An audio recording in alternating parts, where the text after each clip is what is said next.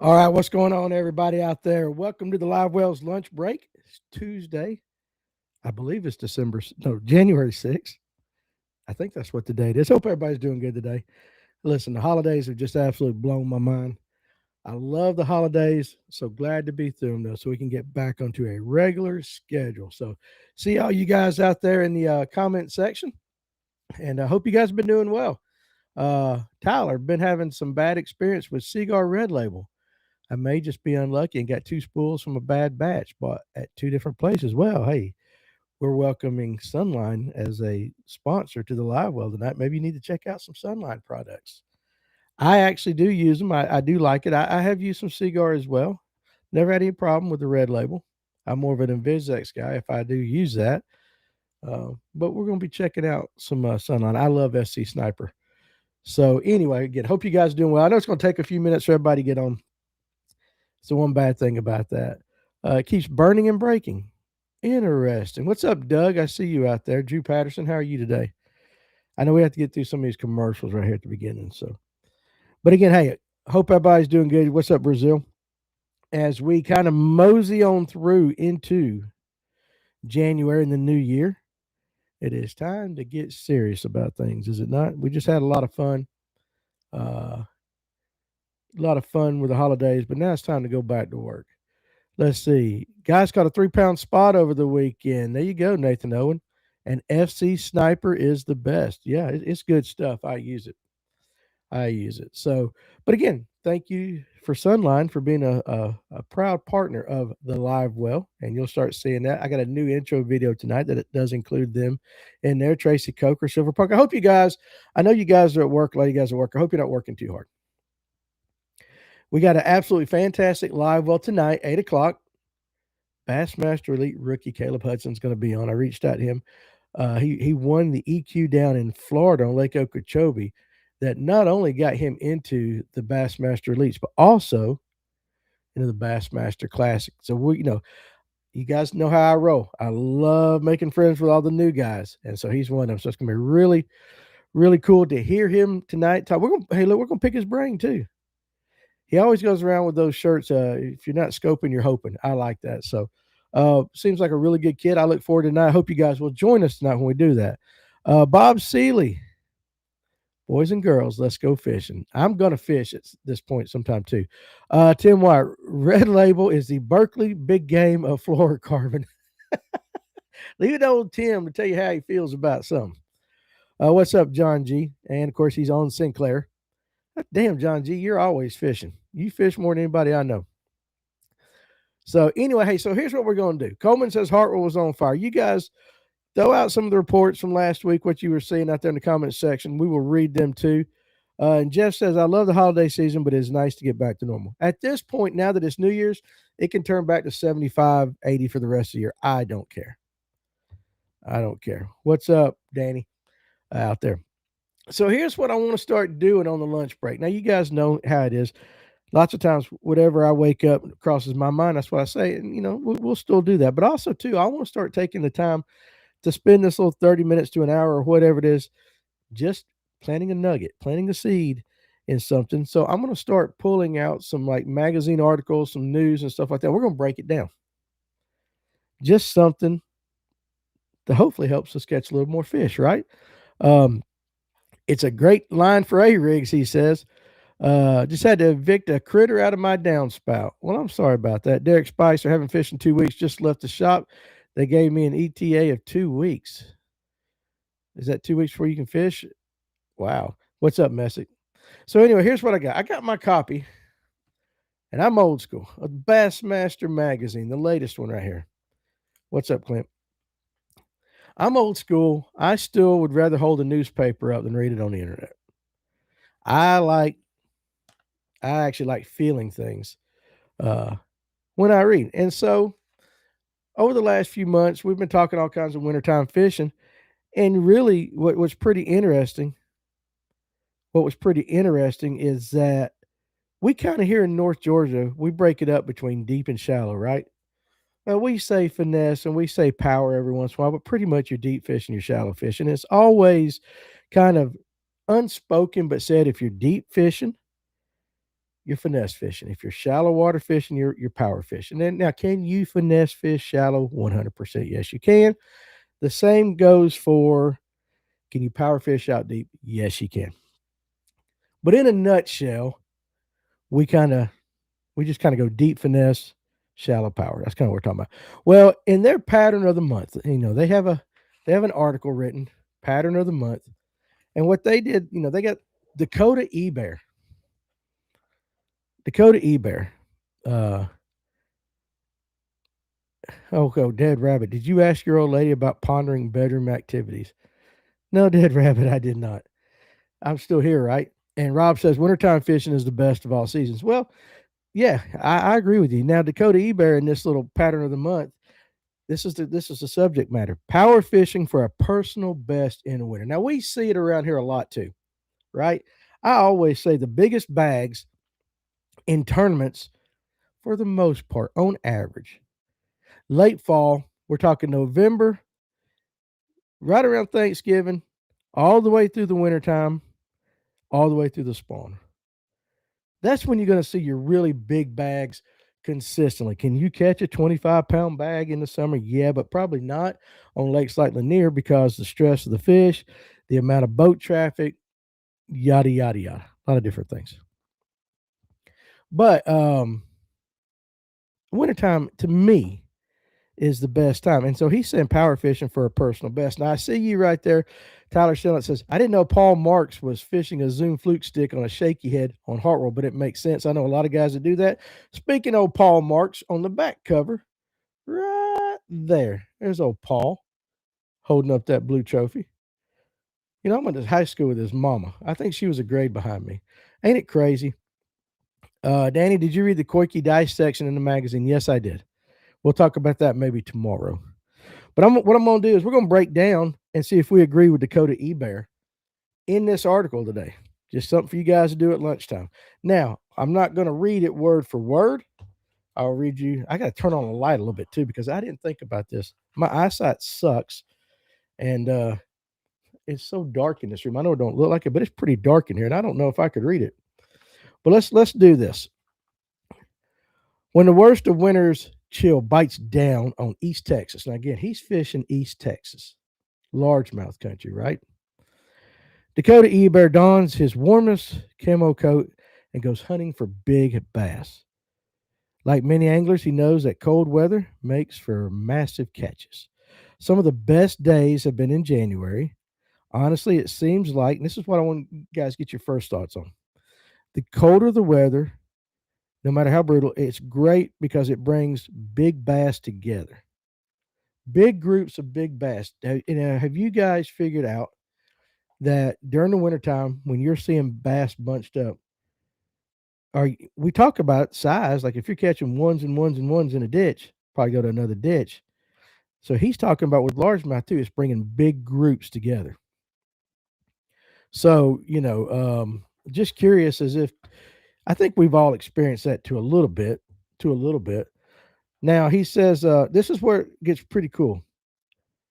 Instead of stubbornly dragging a jig or a shaky head or something across the bottom, eBear focuses on power fishing to trigger his strikes. Power fishing.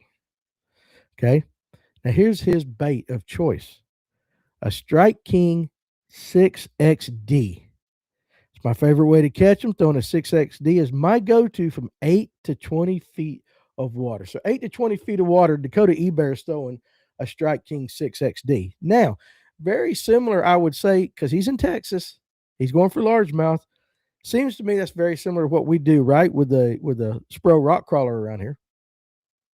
Maybe not down to 20 feet, but we are looking for that reaction bite.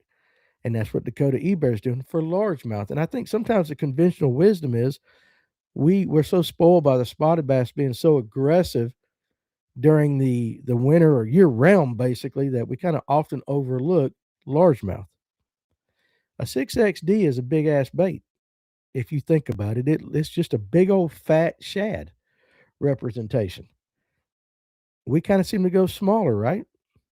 We go smaller with the rock crawlers and all that. Coleman says, dropped my biggest bag ever last year this week on a spinnerbait, 26 pounds. So, yeah, very similar, but he's looking for that reaction bite, which I thought was kind of, being in Texas largemouth, I kind of thought that was interesting. Now let's continue on down here a little bit. Here's where he's finding it, and here's where you're going to see the similarities because we just call it different things. See if you guys can kind of figure out what term we would use here in North Georgia compared to what he's using. To get started, first of all, he rigs it on a 7'11" rod. Pretty big, but I guess so since he's throwing a 6XD. From the ramp, he heads towards spawning areas. He marked those earlier in the year with his waypoints. Then he backs off. He's searching for natural drainage areas which fish may stage at medium depth, places where they can head up shallow or go deeper depending on weather conditions of that day. What did you guys notice? We call it one thing here. He calls it another. What did you guys pick up on it? I'm just curious. It's meaning the same thing, just different. 100% Clint, right there. Ding, ding, ding, chicken, chicken, winning during, whatever the hell they say. Drains versus ditches. Pretty much when somebody says they're looking for drainage, they're ditch fishing. So even out in Texas this time of year, Dakota eBear is ditch fishing, just like what we're doing here. Now, he's looking, of course, in a different, I would say, level of the water column. What's up, Cody Campbell? Whereas he says 8 to 20 foot. We hit that range. We fish that range out here. But then we also go a lot deeper as well with the spotted bass. So I think that kind of lends to that. But how many of you guys are throwing big crankbaits this time of year? And if we're fishing highland reservoirs here in North Georgia, North Alabama, and all that, where spots are kind of predominant, even though we do have big largemouth, are we overlooking this technique? And I'm going to read some more for largemouth in the wintertime. Because we're pretty confident, every one of us, we can go out and catch spotted bass. Yes. Now, in 2 weeks, 2.5, 3 weeks, something like that, I've got an electric only tournament over on Cedar Creek. Lake kicks my ass. More largemouth. I don't know if it's got spots in it at all. I have tried to avoid fishing it for the last 3 years. I don't remember ever seeing spots caught out of it. Will this work on a lake like Cedar Creek? Would it work over at Latham? I've seen one guy fish a Strike King, and it wasn't a 6XD. I believe it was an 8. Might have been a 6. And that was Justin Reynolds up. I'm sorry about the ads, buddy. I don't control when they run the ads. But hey, listen, it's the only way I get paid, Dead Rabbit. So help a brother out. I hope that's what you're talking about. But out there on there is a kind of a ditch, kinda, on Latham that I watched him. The first time I ever seen anybody do it on Latham. I believe he was throwing an 8XD, but it was in the hell, what's it called? Oh, it's so popular that I can't believe. Sexy Shad. Zoomed it right up towards the upper end of the lake, just drug it right down the middle. Boom. And I was like, damn, there's something to that. But that was with largemouth. We do it all the time, though, with spotted bass. So I just found it interesting. Now, here's what he says. Let me open up my light, and I'm sorry if it blinds you guys. I'm trying not to. Wintertime staging areas. They're often natural drainage areas like what you might see in our yard. They look like places where you might see a little water run off when it rains. YouTube Premium is the only way. For $15 a month or whatever it is worth not getting the ads. 100%. I use my Garmin Echo Map to determine the best staging areas to go look. Typically, they stage not too far. Here we go, guys. Not too far from where they're going to spawn. So if you found bass in the spring of 2025, especially on the largemouth lake, odds are you could go back to that same area now through the spawn. Those fish are going to be staged up not too far from it, according to eBear here. Makes sense to me, right?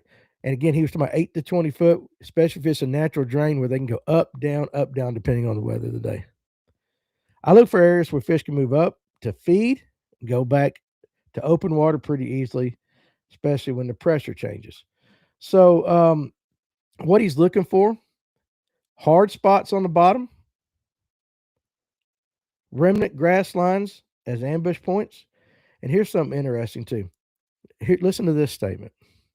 In January, fish seem to prefer feeding less frequently throughout the day, but prefer larger lures than they do in the summer. I mean, makes sense, right? What do we talk about? They don't want to expend the energy. They try to get a bigger bait.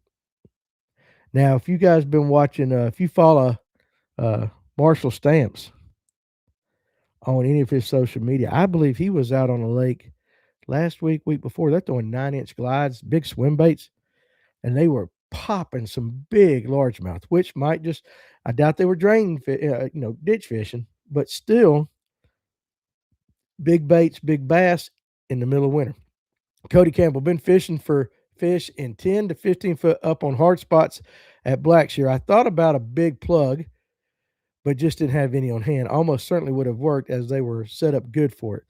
Plug, I like that. I ain't heard nobody call them a plug in a while, but that's true. That's what they're called. I've noticed on Hartwell, just because you can catch them on a certain day doesn't mean the next year on the same day is going to be the same. Nathan, you're probably right about that, but patterns probably do hold, right? They do kind of, I'm sure, if you're looking down at 40,000 feet, probably the same patterns will emerge year to year, maybe different day to day. He talks a little bit about that too over this. Um, Now, here's what he does. Once bass are located, he suggests positioning well off the target, making long sweeping casts to the fish. The goal is to get the crankbait moving rapidly just above or below their heads. If you find yourself striking out, keep casting and varying your depth. He's moving it fast. He's moving it fast. And here's a quote. He goes, I've been reeling a 6XD as fast as I possibly can reel one. And I had a 7-pounder smash it down to the crushers. One of the things that he learned is no matter how cold the water is, you cannot outreel a bass. Pretty interesting, but it's true. We think about, and again, he's fishing for largemouth. We're thinking about him being lazy, right? Largemouth get cold, get lazy in the wintertime. He's going super fast. What do we do with a jerk bait? What's conventional wisdom with a jerk bait during the wintertime? Throw it out there. And it's kind of like what R. Moore right there. Speed cranking is the thing. Burn, burn, burn, pause. There you go. He's doing like that. With the jerk bait, a lot of guys will pop it 2 or 3 times to get down to depth, and then what? They let it sit there for what seems like time to read a freaking whole chapter of the Bible or something like that. Just hours, but it's really only like 10 seconds. And then pop, pop, pop, trying to get that bite that way. He's doing it different. He's just going flat at it. Now, he says these fish don't seem to travel horizontally very much. One thing I've noticed on live scope is that bass don't seem to feed left or right. They like to feed up or down so they can pin the bait on the bottom or to the surface. Jeff Brazil says tactical bassing guys talk about speed cranking this time of year a lot. Makes sense, right? Goes right along with this article. Though this power fishing pattern is straightforward, eBear says understanding your gear is critical. That means making sure your crankbait's tuned to run straight and true, and knowing the components of your rig, how they interact with each other. Know how far you can cast and how long it takes to reach the bottom. I know that a 6XD on a 711 cranking rod with a Lew's BB1 Pro reel, 6:2-to-1 ratio, 12-pound test, can cast it between 120 and 140 feet. And I know that I can get it down to the bottom in approximately 18 to 19 feet. How many of us really take the time to go into that much detail to know? I mean, he's a professional angler. He should know. I guess we should too, right? But it's pretty interesting. 711 cranking rod. Now, see, for somebody my size, I had a 711 FX, and good grief, it felt like I was trying to cast from the next county. So 711 wouldn't work for me. I'm not that big. Most of my cranking rods there's actually 7.4. I got to go a little bit shorter, dude. I'm 5'7". But I have to experiment. I don't really know how long it would take for me to get down, which I need to go over here to Latham and just do that. See if I can actually get one down. eBear believes anglers have been historically predisposed to presume that fish prefer a slow moving bait in the wintertime, but he feels the opposite to be true. Now, here's where live scope comes into this, too, right? Here's where live scope comes into this. For years, he's used Garmin live scope not only as a tool for targeting fish, which is what everybody says it is, but listen to this. This is a good way to describe it, but also as a microscope. He uses his live scope as a microscope to better understand his prey, the process, evidence, all that stuff. He's using his live scope, again, to see how fish react. I mean, think about that thing we did in high school, and maybe some of you guys work with microscopes today. You stick the old drop of water, you look down in there, and you see all the little boogers and critters in there just moving around and all that. Same thing with a live scope. It's a microscope. When I read that, I was like, that makes sense. There's always a few things I try to read every day. I always try to take little sayings here and there. But that's the first time I've heard anybody say that a live scope is a microscope for under the water. And I thought that was a pretty good way to say it. I've been reeling. Let's see, I read that too. It's amazing to think he's talking about when he was reeling and caught that 7-pounder with that 6XD as fast as he could and he getting it down to the crushers. It's amazing to think about this bait grinding the bottom as fast as it can go and a bass that size pinning it and inhaling it, but it happens. So he's got a couple of weather things here too. When to use this tactic on the weather. So let's just see what he says on this. Perfect day. Total sunshine, right? Not a cloud in the sky. Extremely cold. Post-frontal days with bluebird skies and high pressure seem to push bass towards the bottom and forces them to congregate, making them prime targets for the speedy cranking approach. Keep an eye on the weather forecast and be ready to go when the timing is right. Now, if it's raining and cruddy, we think that's great weather, even though it's uncomfortable for us. Rainy, cloudy days with a winter chill in the air and chop on the water may not be fun for the anglers, but for conditions, it won't shut this pattern down. Keep at it while expecting congregations to be more dispersed. This is where your sonar is valuable here. So definitely bright, very bluebird skies congregates the bass, according to Dakota eBear. Crappy weather, wind, little chop, they're going to spread out a little bit more. I mean, we can kind of see that. And then changing it up, if it's sunny and all that. Warmer conditions and shallower schools will force a change up from the relatively deep diving Strike King 6XD, swap to a shallower running crankbait if you must, but continue to keep your casting at a distance. And one of the things he also uses, he says right here, and I'm going to put the article up. Let's say the 6XD ain't working. And then his next bait is a red-eye shad. So he goes with a lipless. Now, this is a lot of stuff. I mean, how many guys out there are utilizing kind of this tactic when they're fishing for bass? Or do we just do the inevitable and we grab Nico rigs, right? I'm guilty of it. Grab a Nico or a Wacky. But I'm wondering if you went to the north, you could do it all over the lake, but let's just say if you went to the north end of Lanier, up in the rivers a little bit, up above Gainesville, and you were and you would, let's just say, burn 6XDs. I wonder what your catch ratio would be between largemouth and spots. Silver Punk and N say that to each other all the time, winter crank and a true staple. Yeah, I mean, listen, it is, but we don't talk about it near that much, right? I mean, we do, but we always talk about Spro Rock Crawler. That's my favorite one. Now, Spro makes ones that go deeper too, and you could do the same thing with the Spro crankbait. Dakota eBear is just choosing I'm sure he's sponsored by Strike King because every bait in this thing's Strike King in the article. But I just wonder now, we were speed cranking rock crawlers when we busted them a few weeks ago, for sure. I love cranking some hogs in the wintertime, for sure. Nico caught my biggest fish on Hartwell Saturday, 375 spot. Yeah, it's going to catch fish, no doubt. The way I'm thinking about this article is a little bit different. Not so much putting numbers of fish in a boat. I'm just thinking if you were on Lanier and you're fishing ditches and you were using a bigger plug. Notice I used the word plug just for whoever it was that said that earlier. And you're using a 6XD and you were just beating it right down the middle of that ditch or drainage, however you want to say, would you, number one, be kind of like a jig to a Nico? Would you catch bigger fish on average? If you're using a bigger plug, you might not catch as many.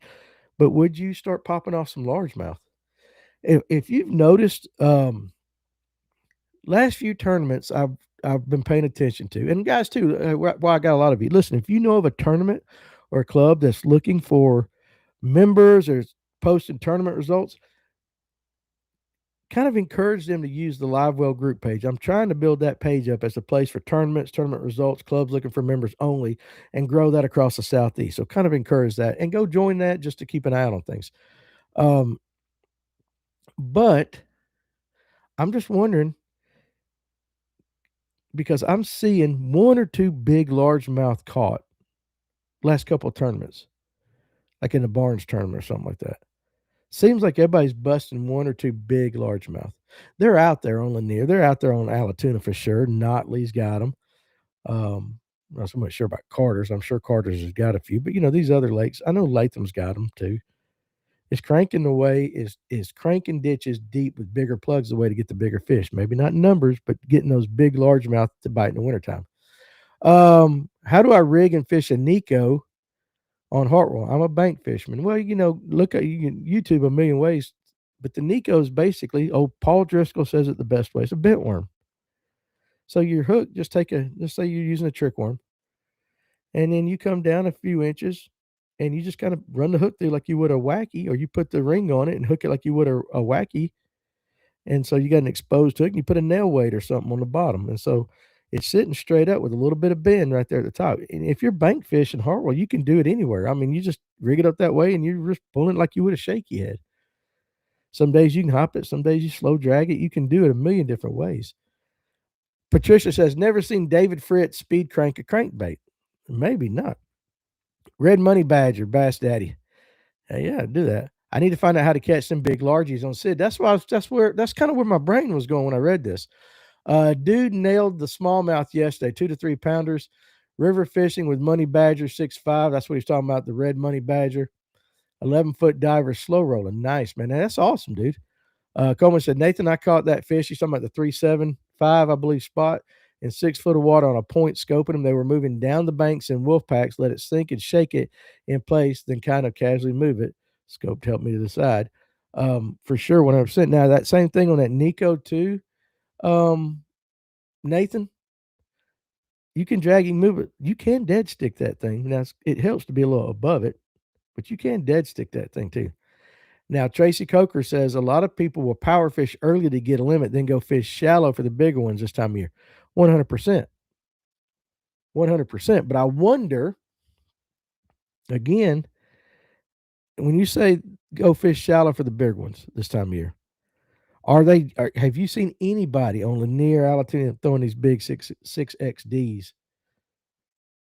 Or are they doing the more regular stuff than what we do right now? I'm just wondering if that might be the ticket for some of you guys to pop alpha 6, 5, 6, couple 5 or 6 largemouth, pound largemouth in your next tournament. You know what I'm saying? I'm just wondering. But let's see let's see. La la la la la la. I've been trying to fish shallow all day to catch a big limit. It just ain't happened yet. And Nathan tried the Berkeley hitworm and green pumpkin variation. I love Berkeley hitworms. And now, when you say what's y'all's favorite Nico worm, Berkeley mag hit. I like the mag ones, the big hit worms. You can't go wrong with a Zoom trick worm, to be honest with you. I use them. I know Dave Aldrich, the chicken rig is basically a weedless Nico. It's basically a weedless Nico. He loves the Zoom trick worm, and I believe it's green pumpkin magic. I believe.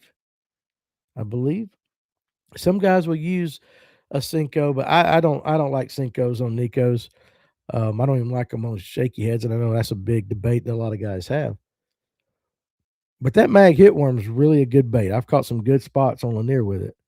I've caught some good largemouth too, but Zoom trick worm is just finer. Any of those worms.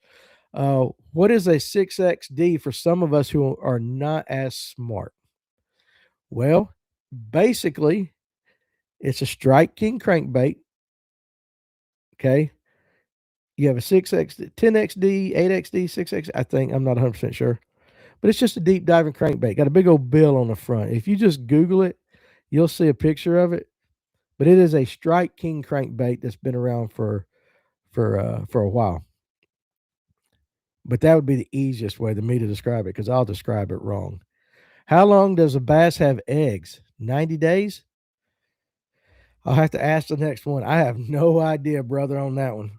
I mean, I'm sure that could be 90 days. Now, Tyler says the fatter the worm, the better, in my opinion. Use the mag trick worm. Okay. If you're going to use a zoom. Now, I will tell you this, Tyler, I actually disagree with you on that. I actually disagree with you on that. Now, here's why. Zoom makes a mag shaky head worm that tapers off real thin at the tail. Now, I said trick worm. That mag shaky head worm works really good on a Nico too. Now, I don't use it. I don't use a band. I actually use it more with a chicken rig because I am going through and I am actually rigging it Texas rig kind of, you know how you've seen us rig the chicken rig. But I'm telling you, there's something about that real thin tail and profile on the end where that tail has just been over. It gives a lot more action to me. Now, again, this is me than it does than a trick worm. But you could use either one. But I will tell you this: if you can find what is that color? It is a purple. It is a, and I can't think of the name. It's a Zoom makes. It's like a translucent purple with kind of like a translucent green. And I don't think it's spot on. I think purple's in the name. That's the one over here on Latham that works. I get bid on it every time on the chicken rig. I think it's got to have purple in it, right? You can get away with all of them, but there's no bad choices. It's more the action. I think it's more the action myself. As long as you can get that, like old Driscoll says, I love how Paul Driscoll said it just because I didn't know what the hell he's talking about. Because that old bent worm. I'm like, what the hell's a bent worm? And he said, well, a bent worm. And I'm like, you talking about a Nico? He said, I'm talking about a bent worm. It was a Nico, right? Uh, a lot of guys too will take it, Nathan. A lot of guys will take it and they'll got some JJ's Magic or something like that, and they'll dip that little tip of the tail in there, so they got that little kind of target hanging out up there. Let's see. I love those motor oil trick worms and the green colors. Those are good colors, but this has got purple in it. Kent says everyone seems to be catching fish. I fished 2 tournaments last 2 weeks, got my teeth kicked in. I'm not a wintertime fisherman. Kent, listen, a lot of people aren't. It took me a long time to figure out that the fishing's better in the winter than the summer. I would say now I would prefer to fish in the winter than I do the summer. First of all, I'm old and fat. It's too damn hot. I can put on clothes. I can only take off so many. Nobody wants to see this boy naked on the bow of a boat. Uh, Wonder how the new Zoom thick trick would do. I don't know, Silverpunk. I'd have to play with it some. Now, shameless plug for the guys at Talking Tackle. Hey, listen, there's no shameless plug for those guys. Fantastic guys, fantastic store. Hit them on the way back from honeymoon, and they loaded me up and gave me a discount. Awesome guys with lots of knowledge. It's a great store. Good people. Bass Daddy. I wish they would name the crankbaits for how deep they go. Hats off to Rapala's DT series. You're right. You're right. DT, yeah, I get it. And Coleman doesn't. I think he does live up towards Hartwell, so you guys can do that. Now I dip the tail. Here we're talking about tail dipping now. When it's cloudy and dingy. Now listen, Tyler, I will tell you, I know more guys on Lanier that dip the tail year round. Year round. Doesn't matter the water clarity. The only difference is this time of the year, not everybody's dipping their tail in chartreuse. I know Ryan and all the guys this time of year, if they're going to dip, it's orange. You can get in the JJs, they got the red, they got the orange, they got the chartreuse and all that. They'll take that orange and they'll dip it this time of year. And I know a lot of guys, their color of choice on a Zoom trick worm is a green pumpkin blue with an orange dip tail because it mimics a version of the Chattahoochee craw. You see what I'm saying? So, I mean, it's that green pumpkin, that blue. I mean, it still could be a bluegill if you ask me, but the crawfish, you get a little orange in them this time of year while we're throwing red crankbaits, right? So a lot of guys will take that chartreuse dip and turn it to orange this time of year. Now, does it make a difference? I don't know, but it's a confidence thing too. I dip in orange. I find it works. But again, it could just be a mental thing, right? Nathan said, I had a bass tear off the tail of my speed worm with that garlic dip and glow. He hit it hard, but I missed it. Now here's a little tip, Nathan. Here's a tip for anybody that dips. And some guys will say this is dumb, but we do this. If you're dipping your tail of your worm, your shaky head, your Nico, whatever, and you're getting short strikes, like what you just talked about, and you're getting your tail ripped off, just try this. On your next worm, instead of dipping the tail, dip the head down there by the hook. Dip the head by the hook, because if for some reason you think they're keying in on that chartreuse, just for shits and giggles, stick it on the bottom and see if that doesn't help you get a bite. See if they're still targeting that. And now if they are, you got them on the hook. Oh, my mic went limp. You got them on the hook. Same thing with the wacky worm. A lot of guys will dip the tail of a wacky worm or something. Right there, if you do it every once in a while, I know guys that right there in the middle where they put their hook, they will take, most of them have a coloring pen, like Zoom makes a coloring pen, a chartreuse pen that colors. They will just color that area right where the hook goes through, just to give them something to target. No different than a crankbait with the dot right on the side, right? The false eye kind of thing. I don't know. BBT is next Thursday, Patricia Leanne Shaw. It is almost that time of year. These tournaments are getting ready to kick up.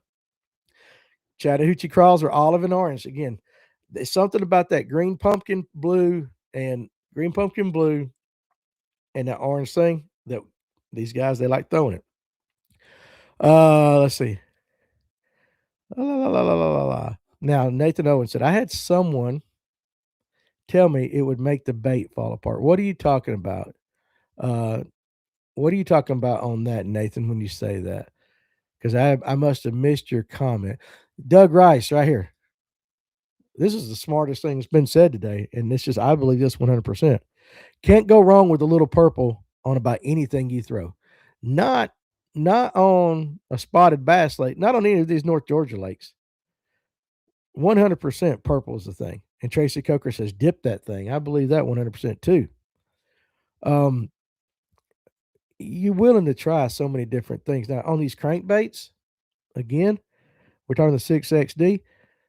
I don't know. It doesn't say, unless I missed it, what color. Nathan says, if I put dip and glow around the hook, hell no, it ain't going to fall apart. No, unless you're putting some acid on it. Now, there's certain, I don't know, is it if it's the, what is that stuff that, good grief, the turds are made out of? The Z-Man stuff. That Elastec, okay, John G, don't dip a Z-Man. That's what I was going to say. That brand, that stuff will absolutely, it'll eat it up.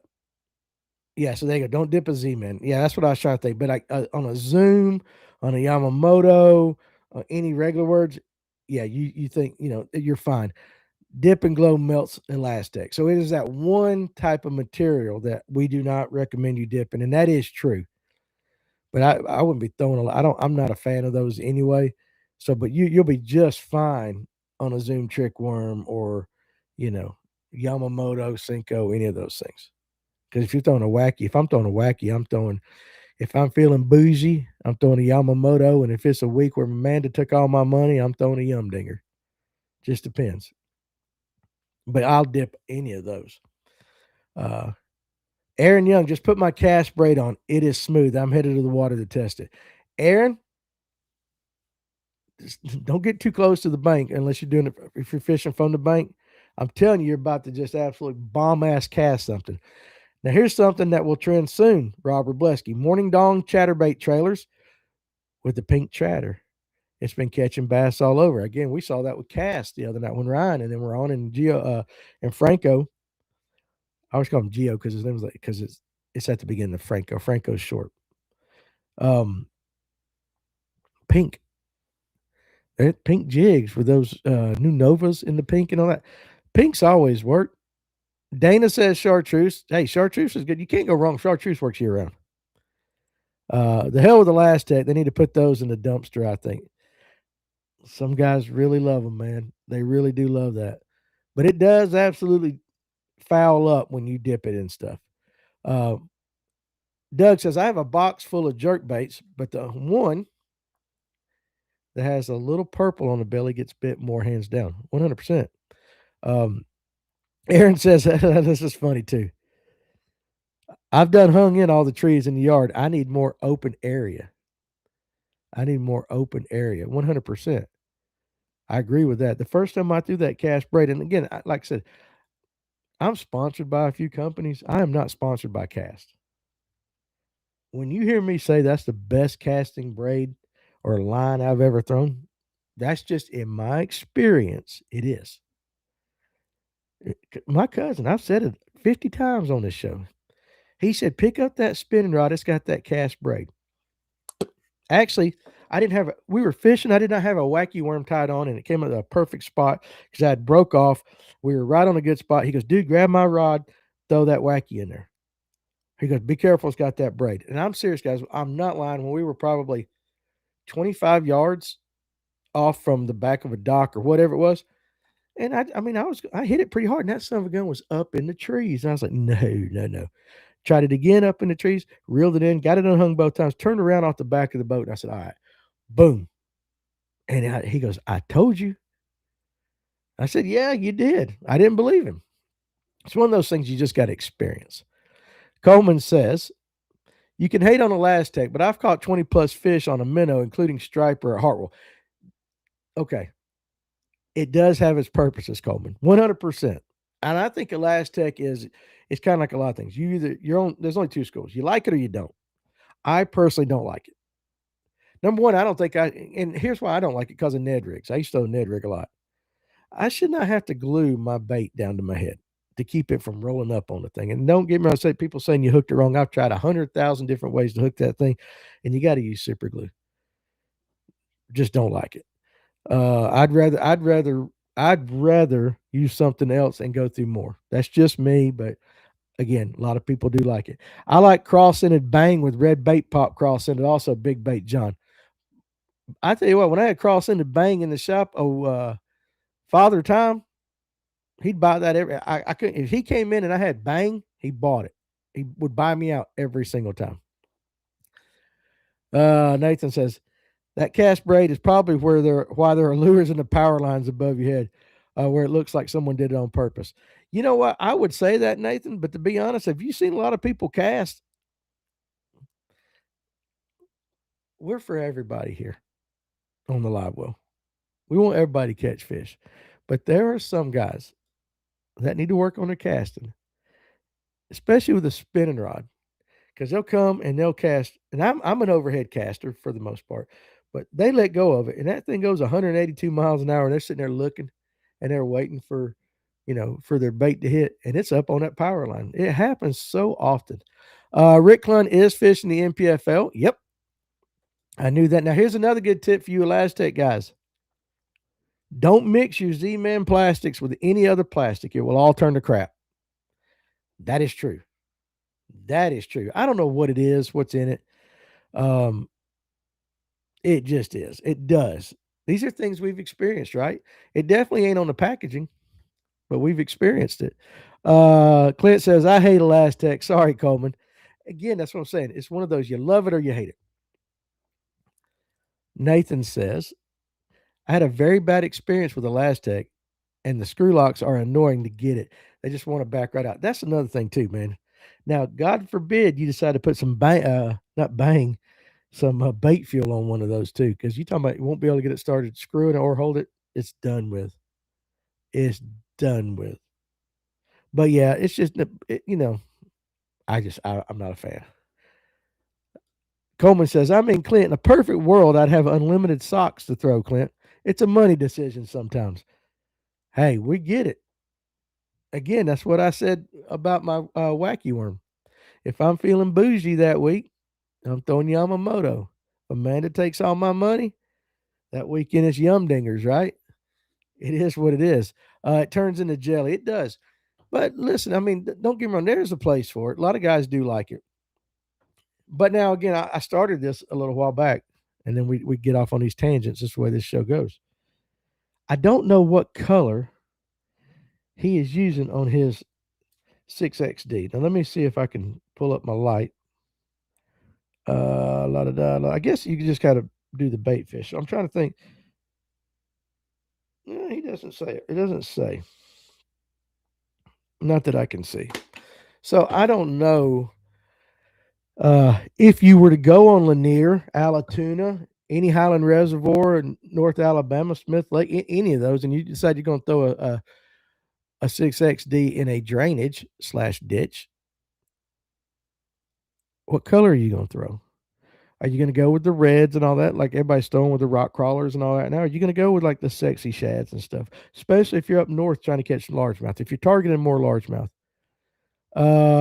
let's see. Here we go. John G. Yeah, even the Spro flapping frog has elastic, and I threw one in with my other plastics, and everything was ruined. You got to be careful with that stuff.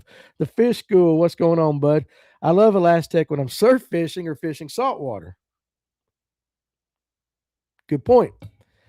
It is all I use in the salt. It certainly can be annoying, but it definitely has its place. And again,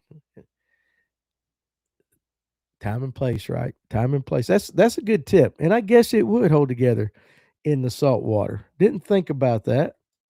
Didn't have that on my bingo card.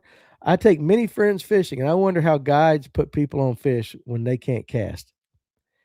Patience. Patience. That is one thing about being a guide. And I've talked to Brooks and Kevin Underwood and all the guys about that. And that's one thing we talk about. Now, in the perfect world, they bring their own equipment, right? But a lot of the guides, they have the rods. Just imagine how many times they're respooling throughout the year. That's why a guide trip costs what it does. But it's patience, right? Or else you're that guy down there in the saltwater screaming at the other guys or whatever. You remember that video that was out? Now, here we're talking about colors. Clint said gizzard shad. They're eating gizzies. They're eating grizzies like glizzies in Texas the past few weeks. Okay, but Clint, you talking about out here on Lanier too? I mean, I know we got gizzard shad. That would be if you were targeting largemouth on Lanier or Allatoona, any of these lakes with a big 6X with a 6XD or something similar. You're throwing gizzard shad. You're not throwing like sexy shad or any of these other colors. You're throwing the gizzard shad. Is that what you're saying? Because you're talking about in Texas. Well, I'm talking about in Georgia. I want to know how we can do it in Georgia. What's up, Tom? How are you today, buddy? Appreciate you stopping by. Uh, Now here, okay, again, this is nothing. This is a whole nother show we could do. But Patricia Leanne Shaw, 592. I like a silent crankbait on Lanier. What? Okay, in the comment section, why? Why do you like a? And I'm not saying you're wrong at all. I'm asking you why. Why do you prefer a silent crankbait on Lanier as opposed to one with rattles? And Clint says yes.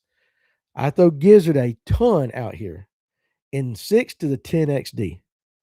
Now, Clint, back some months ago, late summer, early fall, might even been in the fall a little bit. We were at the shop. You had a day where you went out and we were talking about bite windows where you were crushing some fish 45 minutes. You had like the best 45 minutes you've ever had on a crankbait off a point. What crankbait were you throwing that day? And I know it might not relate to our conversation, but what crankbait were you throwing that day and what color? Just out of curiosity. Because I know we've talked crankbaits before, but that was when we were talking more about bite windows as opposed to actual crankbaits. Talking Tackle showed me a new minnow. That's apparently the juice, but they are $2 a piece and not elastic. Hey, you got to pay to play, baby. Eric, what's going on, Eric? Is it Clary? Eric? Oh, Eric Larry. Is it Larry or LaRue? I don't know. You got that U in there. 9860. The mooch minnow is basically elastic. Love them and can catch 10 or so fish on one bait. I get it, guys. I get it. That's what I'm saying. It has its purpose. But I would okay, let me ask this. Would you rather have a bait like that? Let's say the mooch minnow, or if they came out with one that wasn't elastic, kind of like a Yamamoto. I know when I throw a Yamamoto wacky, I'm good for one fish, maybe two.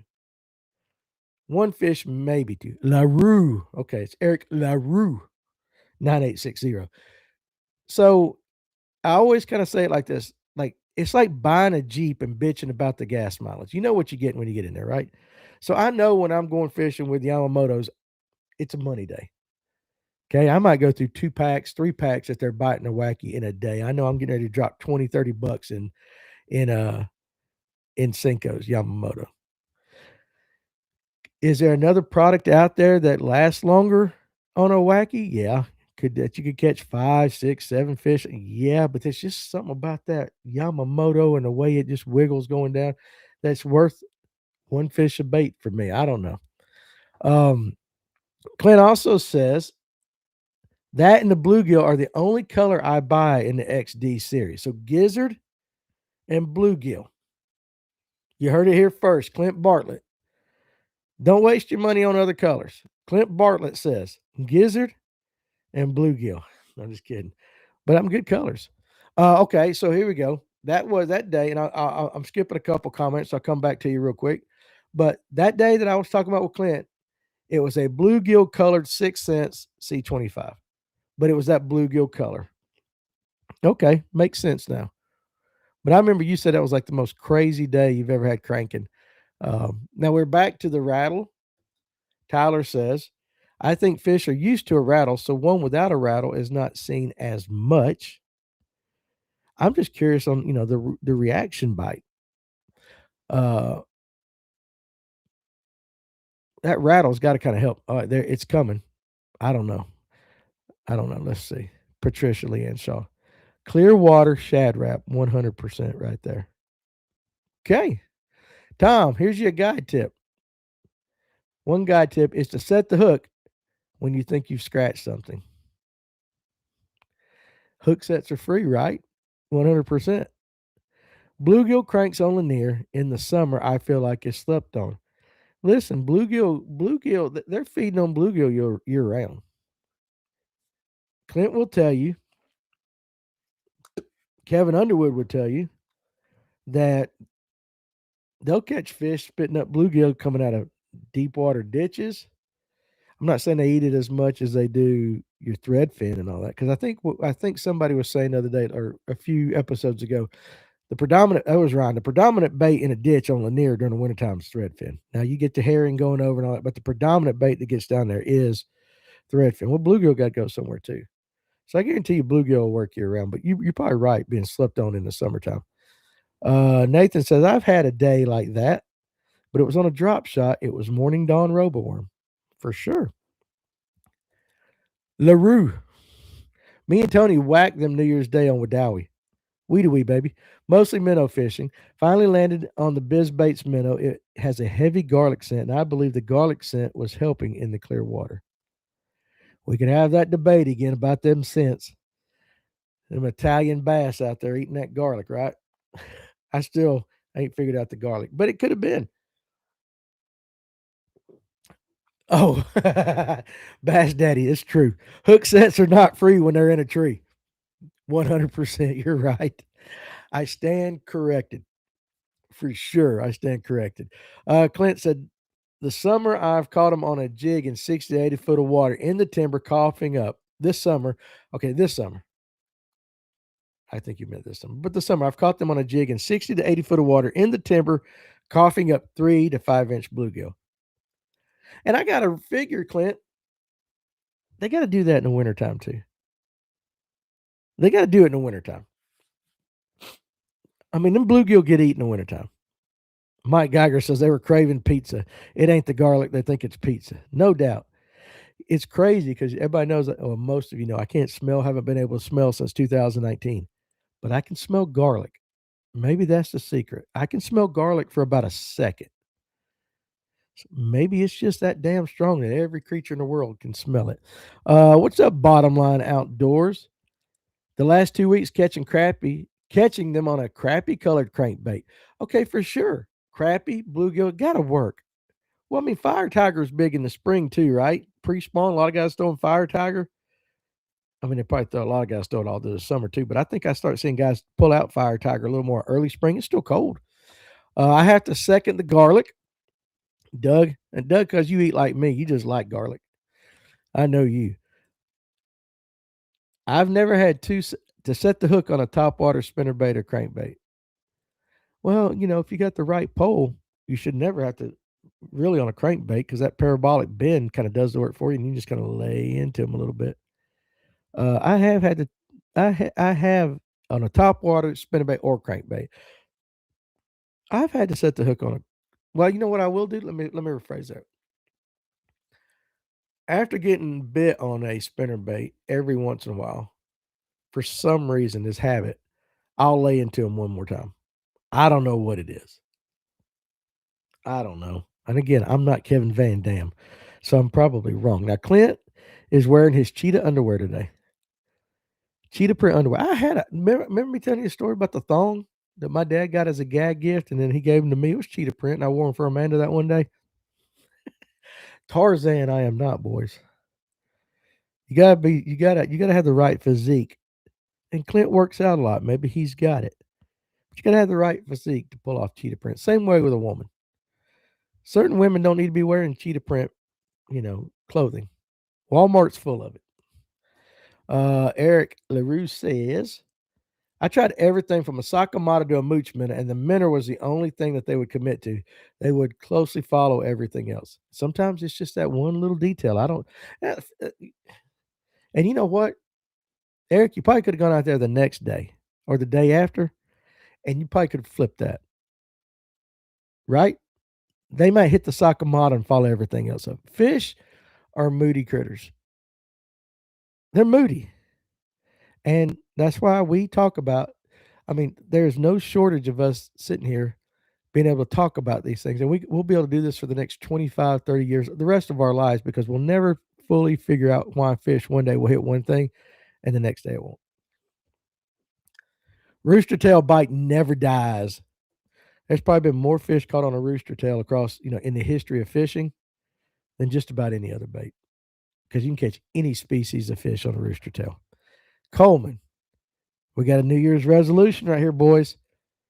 2026, I'm learning a jerk bait and a jig. Already caught some on a jerk bait this year. Stand strong, Coleman. Stand strong. Because I make that every year. The jig is the one I make every year. Seriously. And I have been tying my butt off for the last few days trying to catch up on some orders and stuff from, that kind of got delayed because of this, swapping of the store and everything. In fact, Aaron Young, I tied you a whole nother replacement order the other day for the one that got lost in the mail. They said it got delivered and it didn't. I tie them all the time. I suck at fishing a jig. Don't have the confidence in it. Okay, Saturday, he's running the half marathon in Sugar Hill. Come watch. Clint, I love you. You're like a son to me. But I'd rather put my pecker in a toilet seat and just slam it over and over and over again than to watch you run.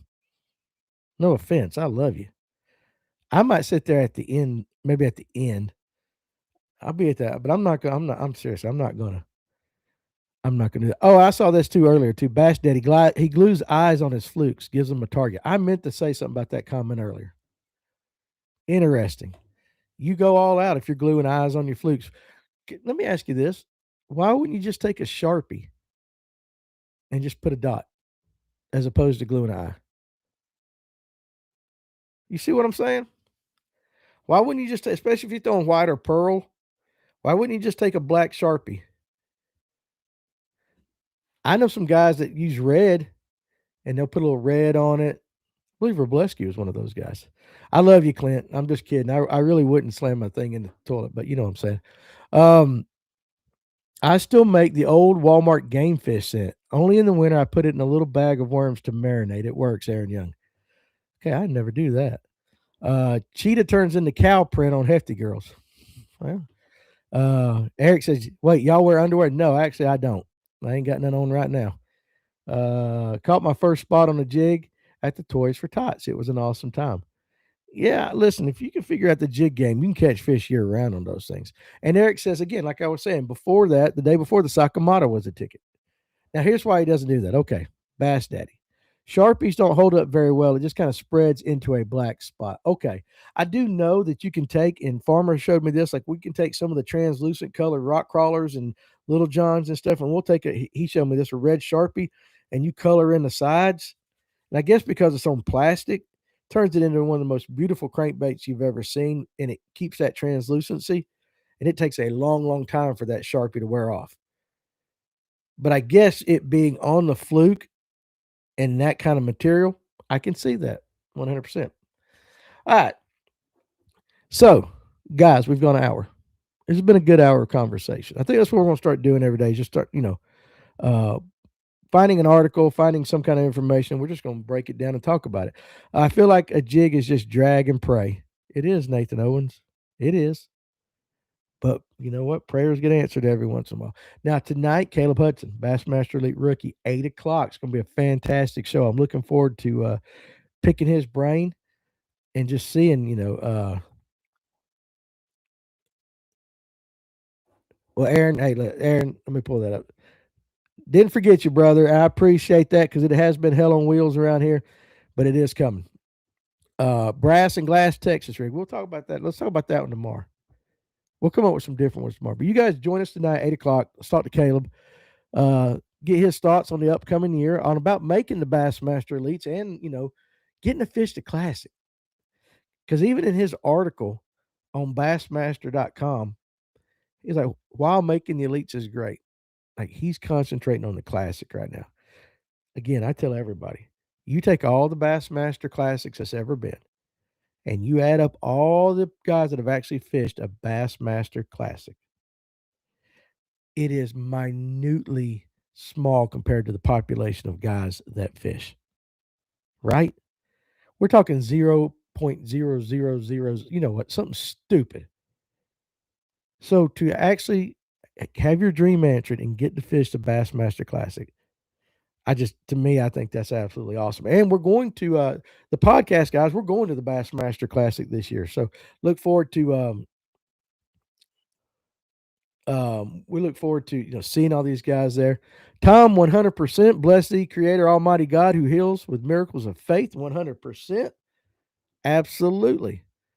But yeah, let's talk about that. You guys studied Texas rig. Tomorrow we're going to talk Texas rigs. We'll go ahead and put it on it tomorrow. The lunch break it won't be all about, but let's talk Texas rigs tomorrow because nobody throws them like they used to. So you guys be good. I'm getting ready to head down. I'm going to go to Tackle Warehouse down in Alpharetta. See the guys down there. I'm going to go to Atlanta Safe House, which is just there off Union Hill Road. One of my fine sponsors. Talk to Jake and the guys down there. Going to be out and about. So if you're down that way, hey, come by and see us. We're not setting up a booth or nothing. I'm just going down there to see the guys. I'm actually going to buy. I'm going to shop a little bit at Tackle Warehouse. So if you're in the area, come by and see us.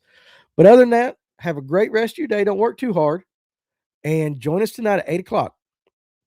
Texas rig time. I love it. That's tomorrow. Wednesday Texas rig on the live well. So you guys be good. Have a great rest of your day. I'll see you either at Tackle Warehouse or Atlanta Safe House or tonight at 8 o'clock. So you guys be good.